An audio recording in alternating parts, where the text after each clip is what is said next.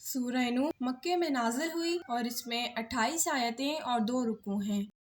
شروع اللہ کے نام سے جو بڑا مہربان نہایت رحم کرنے والا ہے۔ بے شک ہم نے نوح علیہ السلام کو ان کی قوم کی طرف بھیجا تاکہ اس سے پہلے کہ ان پر دردناک عذاب آئے آپ اپنی قوم کو اس عذاب سے ڈرائیں۔ اس نے کہا، اے میری قوم، میں تمہارے لیے واضح طور پر خبردار کرنے والا ہوں کہ اللہ تعالیٰ کی بندگی کرو اور اس سے ڈرو اور میری فرمانبرداری کرو۔ وہ تمہارے گناہ بخش دے گا اور تم کو ایک وقت معین تک مہلت دے گا۔ بلا شبہ جب اللہ تعالیٰ کا مقرر کیا ہوا وقت آ جاتا ہے تو اس میں کوئی تاخیر نہیں ہوتی، کاش کہ تم جانتے۔ پھر نوح علیہ السلام نے کہا، اے میرے رب، میں نے اپنی قوم کو رات دن بلایا لیکن میرے بلانے سے وہ دین سے اور زیادہ بھاگنے لگے، اور جب بھی میں نے ان کو بلایا کہ تو ان کے گناہ معاف کر دے تو انہوں نے اپنی انگلیاں اپنے کانوں میں لے لی اور اپنے اوپر کپڑے ڈال لیے اور وہ اپنے کفر پر اڑ گئے اور بڑا تکبر کرتے رہے۔ پھر میں ان کو بآواز بلند بلاتا رہا، پھر میں نے ان کو علانیہ بھی سمجھایا اور چپکے چپکے بھی۔ تو میں نے ان سے کہا کہ اپنے رب سے اپنے گناہوں کی معافی طلب کرو، بے شک وہ بڑا بخشنے والا ہے۔ وہ تم پر آسمان سے موسلا دھار بارش برسائے گا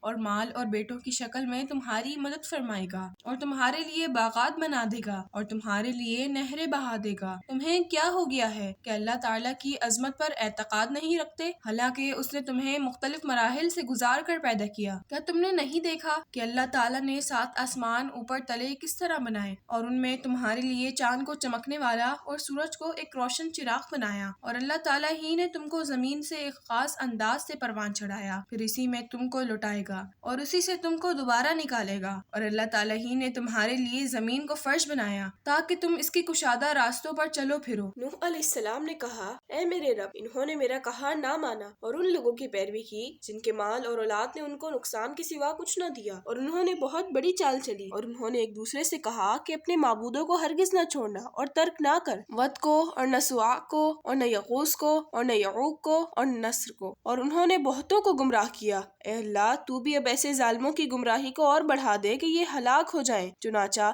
اپنی غلط کاریوں کی وجہ سے ان کو غرق کر دیا گیا، پھر دوزخ میں داخل کیا گیا، تو انہوں نے دنیا و آخرت میں اللہ تعالیٰ کے سوا کسی کو اپنا مددگار نہ پایا۔ اور نوح علیہ السلام نے کہا، اے میرے رب، اب روئے زمین پر کسی کافر کو بستا ہوا نہ چھوڑ، اگر تو نے ان کو چھوڑ دیا تو یہ تیرے بندوں کو بہکاتے ہی رہیں گے اور ان کی اولاد بھی نافرمان اور کافر ہوگی۔ اے میرے رب، مجھے بخش دے اور میرے والدین کو بھی اور ان کو بھی جو میرے گھر میں ایمان کے ساتھ داخل ہوئے، اور تمام مومنین اور مومنات کو بھی بخش دے اور کافروں کی تباہی کو اور بڑھا دے۔